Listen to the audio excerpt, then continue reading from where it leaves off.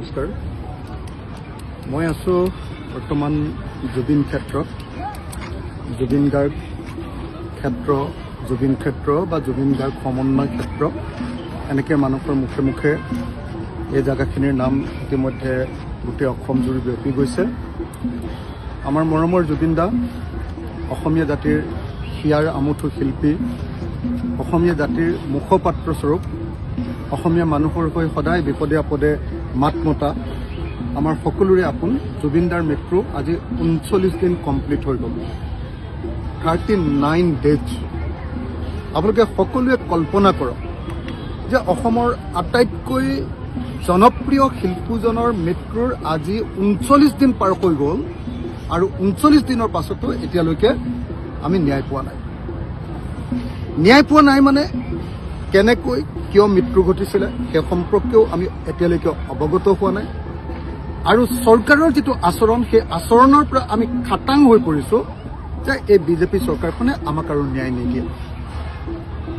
সেইকাৰণে এই মুহূৰ্তত মই আজি আকৌ এবাৰ জুবিন গাৰ্গ ক্ষেত্ৰলৈ আহিছিলোঁ। জুবিন গাৰ্গ ক্ষেত্ৰলৈ আহোঁতে গোটেই ৰাইজে হেঁচা মাৰি ধৰিছে। মই প্ৰত্যেককে এটাই কথা সুধিছোঁ যে জুবিন গাৰ্গৰ ন্যায়ৰ কাৰণে যদি এখন সংগ্ৰাম আৰম্ভ কৰা হয় আপোনালোক থাকিবনে? মই আপোনালোককো সুধিছোঁ থাকিবনে নাই?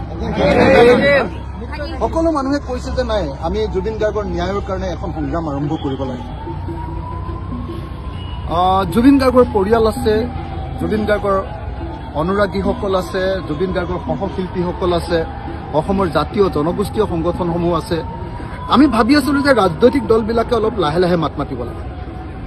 এতিয়া দেখা গৈছে যে আন কোনেও এতিয়া যিহেতু মাত মতা নাই, গতিকে উপায় নাই আমাৰ ৰাজনৈতিক দলৰ পৰিচয় আঁতৰাই থ'ব লাগিব। মই ৰাইজৰ দলৰ সভাপতি হিচাপে নহয়, কেৱল আৰু কেৱল অখিল গগৈ হিচাপে আৰু অসমত যিমান মানুহ আছে যি দলৰে নহওক, আনকি তেওঁ যদি বিজেপিৰো মানুহ হয় তেওঁলোককো আমি সকলোকে ৱেলকাম কৰিম, তেওঁলোককো আমি সকলোকে স্বাগতম জনাম যে আমাৰ মৰমৰ জুবিন দা তেওঁ কেনেকৈ মৃত্যু হ'ল তাক আমাৰ বিচাৰ লাগে। আমি জানিব লাগে অসমৰ মানুহে যে কেনেকৈ কি ক্ষেত্ৰত তেওঁ মৃত্যু হৈ পালে। অসমৰ মুখ্যমন্ত্ৰীয়ে কেইদিনমানৰ আগত ক'লে যে জুবিন গাৰ্গক হত্যা কৰিছে। এতিয়া আকৌ তেওঁলোকে প্ৰচাৰ কৰি আছে বিভিন্নজনৰ মুখেৰে নে জুবিন গাৰ্গে আত্মহত্যা কৰিছে।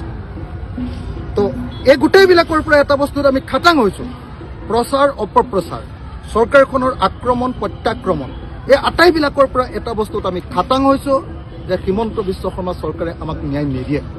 আৰু সেইকাৰণে মই অসমৰ সকলো মানুহকে এই জুবিন ক্ষেত্ৰৰ পৰা অনুৰোধ জনাইছোঁ আহক আমি সকলোৱে জুবিন দাৰ কাৰণে মাত মাতোঁ। অহা 31 তাৰিখৰ পৰা চিনেমাৰ আকৌ হাৱা লাগিব। তাৰ পাছত মানুহে কি ৰূপ লয় ময়ো নাজানো, আপুনিও নাজানে। গতিকে আমি সকলোৱে মিলি কিন্তু 31 তাৰিখৰ আগতেই এটা সিদ্ধান্ত ল'ব লাগে যে নৱেম্বৰ মাহটো আমি সম্পূৰ্ণ মাহ আমি জুবিন দাৰ ন্যায়ৰ কাৰণে অসমীয়া জাতিয়ে মাত মাতোঁ। এইকেইদিন এতিয়ালৈকে ধান কাটিব হোৱা নাই, এইকেইদিনে অসমীয়া মানুহৰ কাৰণে ফ্ৰী বতৰ। এইকেইদিনতে আমি যদি প্ৰেছাৰাইজ কৰিব পাৰোঁ তেতিয়াহে আমাৰ মৰমৰ জুবিন দা, আমাৰ হৃদয়ৰ অংশ জুবিন দা, আমাৰ হাৰ্টত জুবিন দা তেখেতে ন্যায় পোৱাটো সম্ভৱপৰ হ'ব। মই আপোনালোক সকলোকে আকৌ এবাৰ জুবিন ক্ষেত্ৰত উপস্থিত হৈ জুবিন ক্ষেত্ৰৰ কাৰণে দেখকচোন আপোনালোকে দিনে ৰাতিও অনবৰতে মানুহ আহি আছে। প্ৰত্যেকজনৰ মনৰ ভাৱ কেৱল এটাই যে আমি ন্যায় পাব লাগিব, কিন্তু ন্যায় পোৱাৰ কোনো সম্ভাৱনা নাই। আজি এগৰাকী একেবাৰে বয়োজ্যেষ্ঠ মহিলাক পালোঁ, তেওঁ ক'লে যে হিমন্তই অকল এনেকৈ জেলেপীৰ পাকটোহে পকাই আছে। একদম সঁচা কথা, জেলেপীৰ পাক পকাইছে। সকলো মানুহে বুজি উঠিছে যে এই চৰকাৰে ন্যায় নিদিয়ে। গতিকে উপায় নাই, আমি সকলোৱে মাত মাতিবই লাগিব। মই সকলোকে আকৌ এবাৰ মাত মাতিবৰ কাৰণে আহ্বান জনাইছোঁ। ধন্যবাদ। জয় অসম, জয় জুবিন দা, জুবিন দা।